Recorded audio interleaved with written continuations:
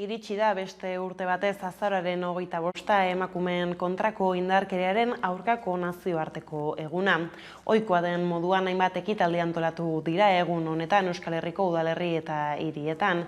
Euskal Herriko mugimendu feministak deitutako mobilizazio nagusiak arratsaldean egingo dira Iruñean, Gasteizen, Baionan, Bilbon eta Donostian, gaurkoan indarkeria matxistarik gabeko bizitzak orain lelopean. Aurtengo zitara minduta, nazkatuta eta amorruak ematen duen indarrarekin iritsiko direla adierazi dute mugimendu feministako kideek 2021 honetan ofizialki Euskal Herrian 5 emakume erail dituztela ekarri dute gogora eta etxeetan zein kaleetan pairatu duten biolentzia izugarria izan dela. Baita LGTBIQ+ kolektiboak arlo askotan jasandako bazterketak. Arratsaldeon guztioi, esan bezala emakumeen kontrako indarkeriaren aurkako nazioarteko eguna dugu gaurkoa. Emakundek bere aldetik gizartea animatu du emakumeen aurkako indarkeriaren aurkako eguneroko jarrera aktiboa izatera eta indarkeria gaitzestera erakundek eta gizarte mugimenduek antolatutako ekitaldietan parte hartuz. Geroxeago itzuliko gara azaroaren 25arekin, borroka egun honekin lehenxeago baina, ostegunak utzitako beste lerroburu batzuei erreparatuko diegu. Nafarroako auzitegi nagusiak baimendu egin du Nafarroan ziurtagiria ezartzea COVID ziurtagiria eta Eusko Jaurlaritzak gorenera jo du COVID ziurtagiri hori ezartzea baimentzeko Pariseko ordea neurriak ezarri ditu gaur. Euskal Autonomia Erkidegoko auzitegi nagusiak COVID ziurtagiriari emandako ezezkoaren aurrean goragoko instantzietara jo du Eusko Jaurlaritzak hondarrean. Aurretik jakinazi zuen ez duela halakorik egingo, baina kasazio helegitea jarri dute azkenean Espainiako auzitegi gorenean. Atzo arratsaldean jakinazi zuen erabakia Eusko Jaurlaritzak berak, eta haren zerbitzu juridikoek helegitean aleturiko argudioak azaldu zituen ohar baten bidez. Joan den astean Eusko Jaurlaritzak egin bezala Nafarroako gobernuak atzo igorri zion Nafarroako Justizia Auzitegi Nagusiari COVID pasaportea ezartzeko foru agindua eta erantzuna eman berri du auzitegiak ontzat jo du ziurtagiria ezartzeko erabakia. Auzitegiko administrazioarekiko auzien salak dio Espainiako auzitegi gorenaren jurisprudentzia eta Nafarroako gobernuak emandako txostenak ikusita foru aginduan erabakitako neurriak egokiak beharrezkoak eta proportzionatuak direla, larunbatean jarriko da indarrean. Ostera, Frantziako gobernuak gaur ezarri ditu neurri berriak dagoeneko Gabriel Attal gobernuko bozeramaileak aurreratu duenez, 3 neurri nagusi sartu dira indarrean: maskaren erabilera edatzea, osasun ziurtagiriaren erabilera zorroztea eta 3. dosiaren bidez txertaketa kanpainaren handitzea. Izan ere, Ipar Euskal Herrian aurreantzean 18 urtetik gorakoek jaso ahalko dute 3. dosia. Bada ekonomia arlora hurbilduta Kadizen jarri behar dugu begirada orain. Tubacexeko langileen ordezkaritza bat Kadizera joan da bart, han metalgintzako milaka langile azken egunotan egiten ari diren grebari eta grebalariei babesa adierazteko. Gainera, 235 egunez greban egon ziren Tubacexeko langileek, euren erresistentzia kutxaren zati bat eman diete Kadizko grebalarieri. 4.500 euroko ekarpena hain zuzen ere. Ordezkaritza atzo gaualdera abiatu zen Andaluziarantz, baina Valladolid parean zeudela matxura izan zuten autoan eta Amurriora itzuli behar izan zuten. Hala ere, beste auto bat hartu eta Kadizeraino joan ziren. Aquí lo que hace falta es unión, da igual de qué sector seamos, da igual de qué país seamos. Aquí lo que hace falta es unión y organización, todos somos iguales, todos somos clase trabajadora. Y hay que decirles, basta ya, estamos hartas y os vamos a ganar. Bada nazioarteko gaiekin jarraiki Mantxako kanalean, kalaistik gertu ondoratu da bart, migranteak zeramatzan ontzi bat eta gutxienez 27 hil dira itota. 2014 urtean hasi ziren bide horretatik Erresuma Batura heldu nahian hildakoen inguruko datuak biltzen, eta ordutik inoiz ez da horren beste pertsona hil batera. Arrantzontzi batek eman zuen abisua atzo arratsaldean hainbat pertsona uretan ikusi zituenean. Hala, erreskate operazioa abiatu zuten Frantziatik eta Ingalaterratik. 27 gorpu atera dituztela baieztatu du Kalaiseko alkateak arratsaldean. 2 pertsona bizirik atera dituzte Frantziako hainbat hedabidek gerora esan zuten 31 zirela hildakoak, baina oraingoz 27koa da ez beharraren datu ofiziala. Frantziako lehen ministro Jean Castexek deitoratu egin du tragedia. Haatik Boris Johnson erresuma batuko lehen ministroak bezala. Migranteen etxipena eta miseria esplotatzen dituzten trafikatzaile kriminalak seinalatu ditu. Eta gurera bueltan, kultura arloan, Joseba Tapiak egon edo ez egon diskoa argiteratu du. 9 musikariz eta 3 abeslariz osatutako bandarekin. Koldo Izagirre izan da letragilea eta Kaki Arkarazoren estudioan grabatu dute urrian. 10 kantu, Koldo eta bion artean sortu ditugu kantu guziak. Horregatik beraz, bien izenean dator diskoa. Eta eguneko lerroburuekin bukatzeko kiroletan Gernika 75, 58 galdu du Rontxe Benderen aurka. Gernika azken jardunaldira arte borrokatu beharko da Eurokopan lehian jarraitzeko. Atzo ezinean aritu zen Frantzian multzoko lider Rontxe Benderen aurka 75, 58 galdu zuen. Bizkaitarrek 2 garaipen dituzte azkeneko partidaren zain. Garaipen bat gutxiago dute Virtus Bolognak eta Flamesek, baina 2 horiek gaur jokatuko dute elkarren aurka Italian. Beraz, lehia horri begira egongo da Gernika. Azken partidan, Bizkaitarrek Flames hartuko dute malosten. Eguneko lerroburuak ala heldu diezaigun eguneko argazkiari iritsi da beste urte batez azaroaren 25 emakumeen kontrako indarkeriaren aurkako nazioarteko eguna. Ohikoa den moduan hainbat ekitaldi antolatu dira ostegun honetan Euskal Herri luze zabalean. Aurtengo zitara mindutan azkatuta eta amorruak ematen duen indarrekin iritsi direla adierazi duten mugimendu feministako kideek. 2021 honetan ofizialki Euskal Herrian 5 emakumera hil dituztela ekarri dute gogora eta etxeetan zein kaleetan pairatu duten biolentzia izugarria izan dela. Baita LGTBIQ+ kolektiboak arlo askotan jasandako bazterketak. Horregatik eragile sozial, politiko eta instituzionalei lan egitea exigitu diete. Euren iritziz, erakunde konprometituak behar baitira eta ez morez mozorroturiko adierazpen instituzional elkarretaratze eta argazkiak. Horren aurrean benetako neurri eraginkorrak aldarrikatu dituzte beraz. Baionan arratsaldeko 6etan abiatuko da mobilizazioa Morazen plazatik, Gasteizen arratsaldeko 7etan Iparralde Gizarte Etxetik, Bilbon 7:30 Jesusen Bihotzetik, Donostian ordu berean Bulebarretik eta Iruñean aldiz, arratsaldeko 8etan Baluartetik. Tamalez, egunero legez gaurkoan ere indarkeria matxistak albiste gehiago utzi ditu epaimaiak Maget Begu hiltzearen erruntzat joduaren senarra izan zena hilketa zain, beste 3 delitu eman dituzte frogatutzat ohiko tratu txarrak, alaben lesio psikikoak eta adingabeen abandonua 2018ko irailean izan zen hilketa. Bilbon herri epaimai batek epaitu du azken 10 egunotan biktimaren hiltzailea 2018ko irailean 25 urteko emakumea hiltzeagatik.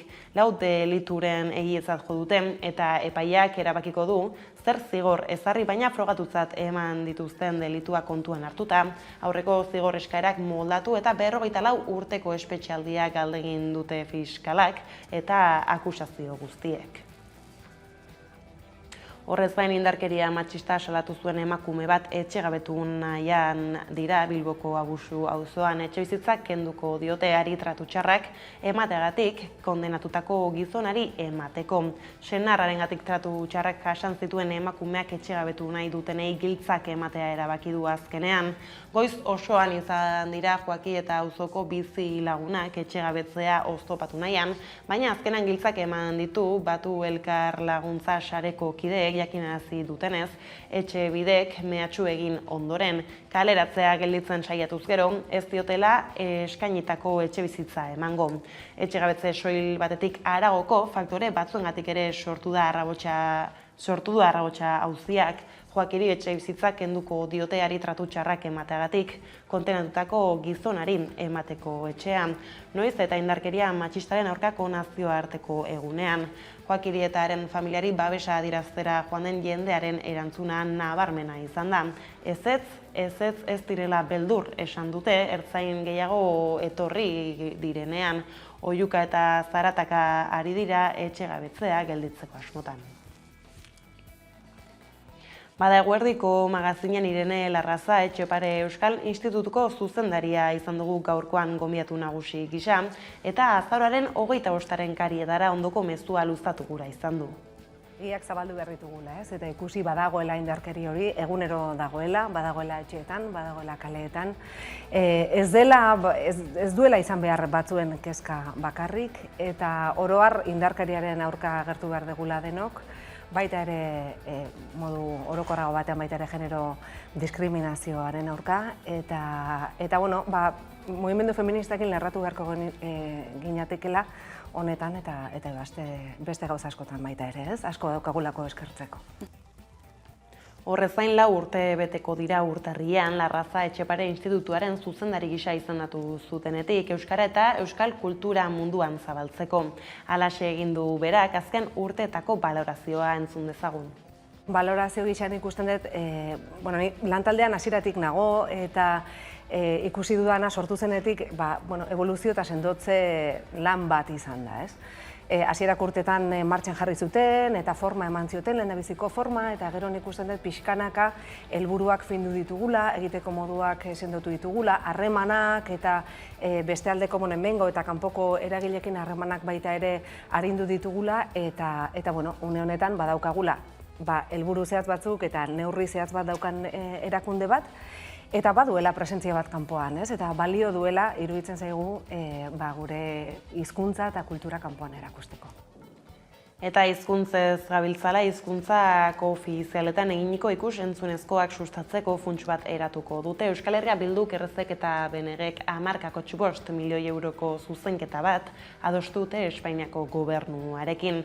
Dibertsitate kultural eta linguistikoa errespetatzeko asmoz, euskaraz, katalanez eta galegoz eginiko ikus-entzunezkoen ekoizpena, banaketa eta sustapena bultzatzeko funts bat adostu dute Euskal Herria Bilduk, Errezek eta BNGak Espainiako gobernuarekin. Denera 2022ko aurrekontuetatik 10,5 milioi euro bideratuko dituzte euskaraz, katalanezko eta galegozko lanak babesteko funtsa eratzera. Alderdi subiranisteek aurkeztutako zuzenketaren arabera.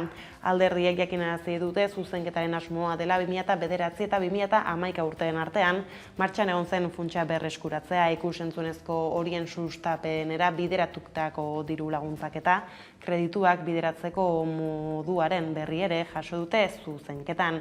Hizkuntza koofizialak dituzten autonomia erkidegoetako erakundeekin eginiko hitzarmenen bidez jarriko lirateke martxan.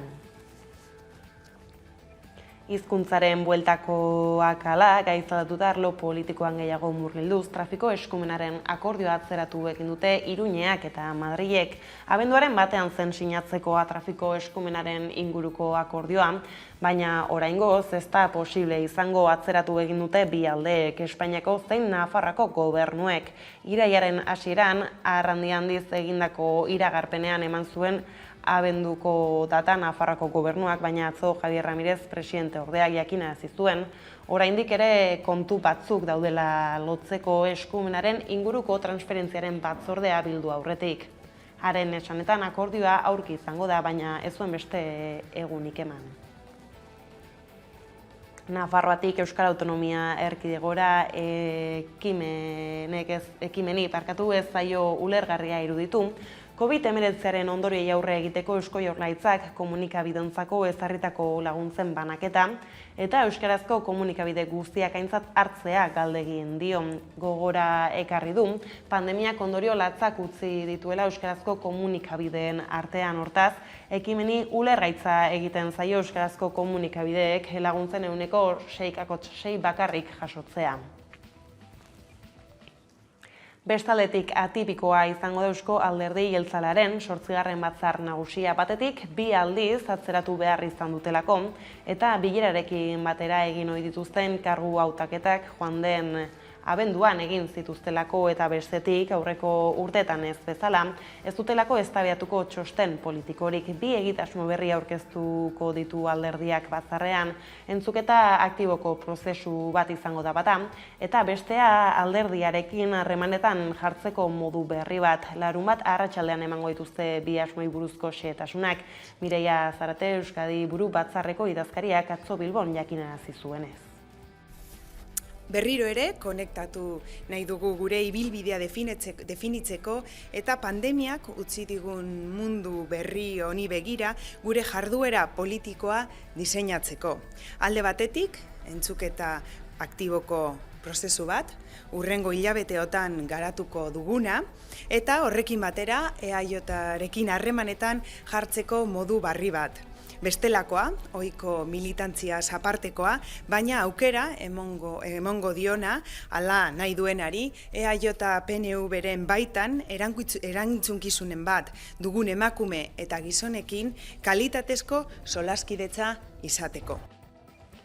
Ostera sortuk hedabide berri bat kaleratu du espetxetan diren militanteiaren jardun politikoaz informatzeko. Euskal presoei eurei eragiten dieten gaiak landuko ditu batez ere. Espainiako Auzitegi Nazionalak joan den irailean agindu zuen kalera info ixteko.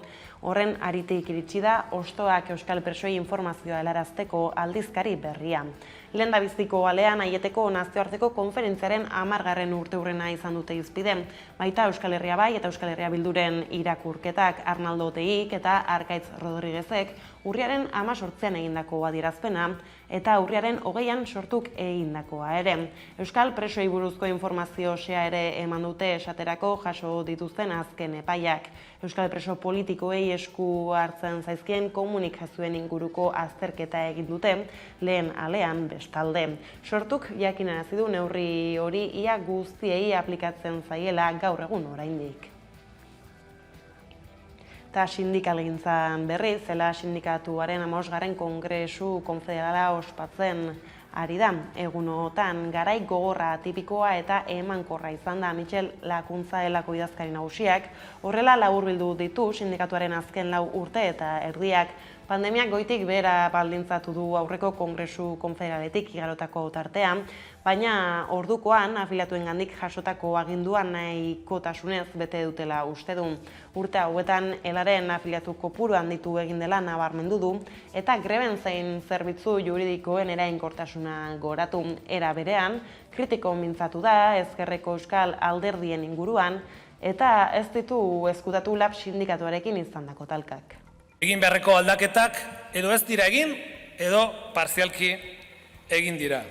Eta argi dagoena da ez dagoela eraldaketarako agendarik. Ela ez da geldirik geratuko, ez gara isilik geratuko. Elak eraldaketa defendatzen du. Eraldaketa soziala, eraldaketa sozialista, feminista, ekologista eta demokratikoaren alde.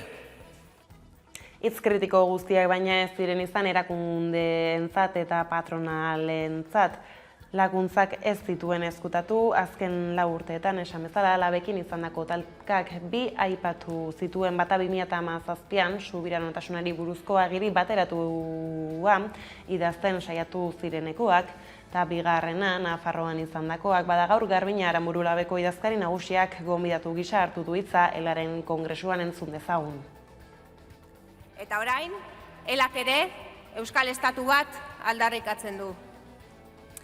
Eta guk oso argi izan dugu eta oso argi esaten dugu. Ez dago bizitza duinik, ez dago euskal sozialismorik, ez dago feminismorik, estatu egiturak izan gabe. Euskal Errepublika sozialista, feminista eta euskalduna da gure apustua. Asko dago jokoan, asko dago borrokatzeko eta asko dago irabazteko. Langileo lan eta bizi baldintzak hobetu nahi ditugu. Euskal Errepublika dugu hortzimugan esan bezala. Eta bidea eraldaketa sozialerako burujabetza prozesua. Labentzat, zentralidade betea daukan borroka izan da eta izango da aurrerantzean ere. Bestaldetik, nazioarteko gaietan arreta jarrita zapatistak duela 2 hilabete baino gehiago abiatu ziren Europarantz, zapatisten bizi bira dela eta bidaiaren bukaeran Euskal Herrian izan dira, izan ere, bidaia historikoaren helburu nagusia herri indigenen zapalkuntza eta naturgunen hondamendia ezagutaraztea izan da. Baita, borrokak elkarbanatzea ere ala Aiara Urreta lankidea lau ordezkari zapatistarekin izan da, herri indigenek bizi duten egoera ezagutzeko.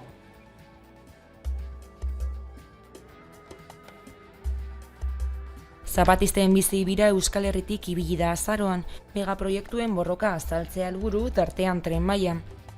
Para el gobierno es muy fácil arrebatarte tu lengua, tu vestimenta, porque tú no puedes denunciar y no puedes decir, no quiero ese tren, porque te preguntan o te dicen, ¿eres comunidad o eres pueblo para tú ponerte en resistencia?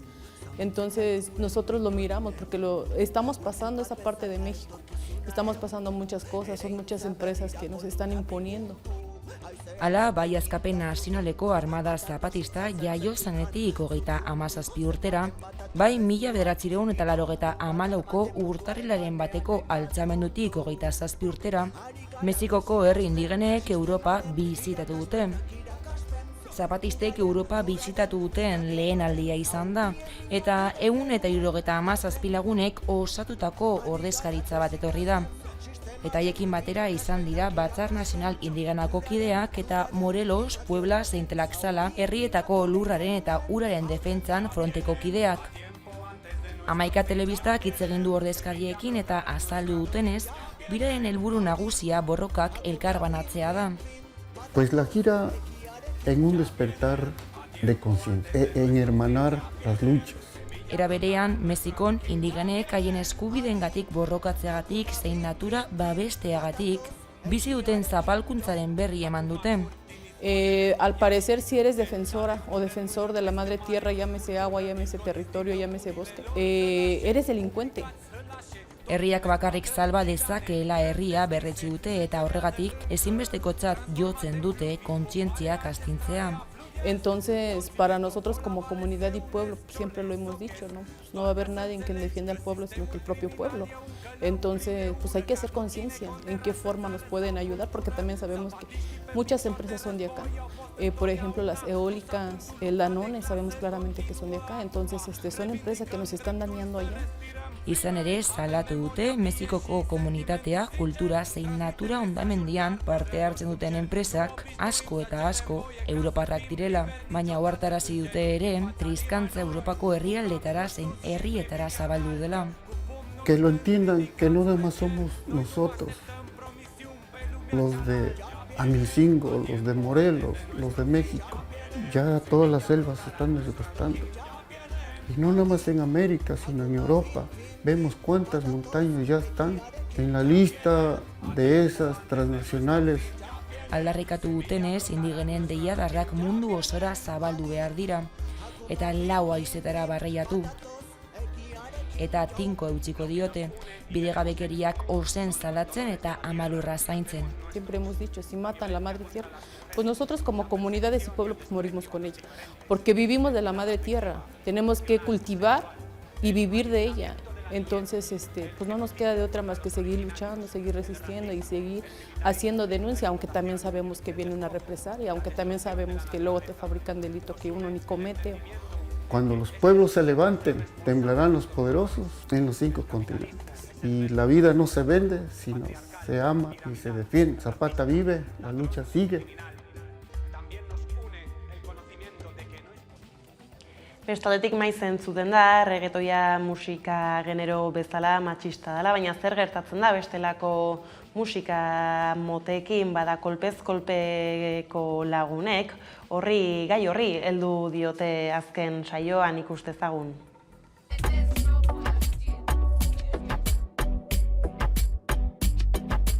Ei gatet, menets al piculet, em posa calenta el teu moviment, així, vaya per a mi, aquesta nit estaràs al meu llit.